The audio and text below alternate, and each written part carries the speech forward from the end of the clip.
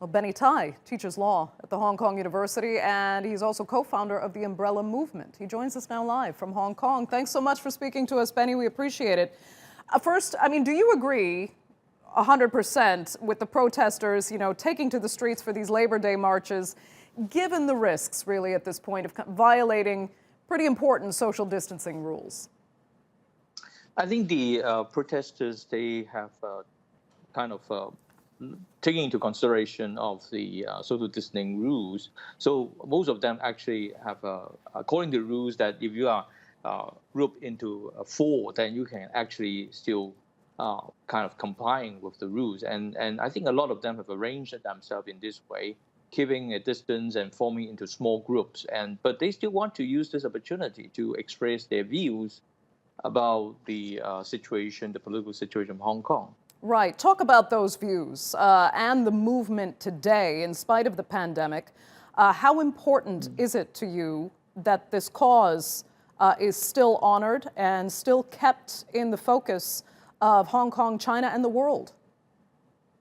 Yeah, I think the anti-extradition movement started in June last year, actually has lasted for many months, and might be the virus has caused it a kind of a slowdown of the street actions. But you can see now that the people of Hong Kong have not given up their dream or their hope for democracy in Hong Kong. And when they find the opportunity comes, they will still eager to voice out their views to the public. And I think the world can see that. Right. The United Nations actually warned China that, they're still watching, and they've seen the arrests of certain activists that they firmly disapprove of.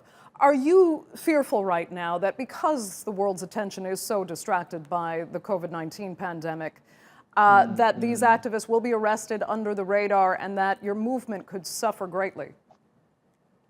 Well, I think the arrests of the 15 moderate democratic camp leaders, still the world is looking, and even though the other countries, many countries may be very busy in dealing with their virus situation, but I think the world is still looking. So I'm not too worried that just because that other countries are still putting a lot of attention on containing the virus, that the Hong Kong situation will be overlooked. And I think the world is still watching closely to what's happening in Hong Kong. Okay, I have to put this to you because there are some who say that these protesters are actually working against themselves, that they're being used by powers, including the United States, to weaken and distract China to the detriment of Hong Kong's own economy.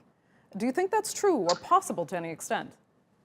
Well, I cannot say that what's the intention of other countries in their stance towards Hong Kong, but I can only say that for 30 years, Hong Kong people have been fighting for democracy, and at a certain point of time, that other countries did not provide any active support to us. We have been fighting for democracy for many years.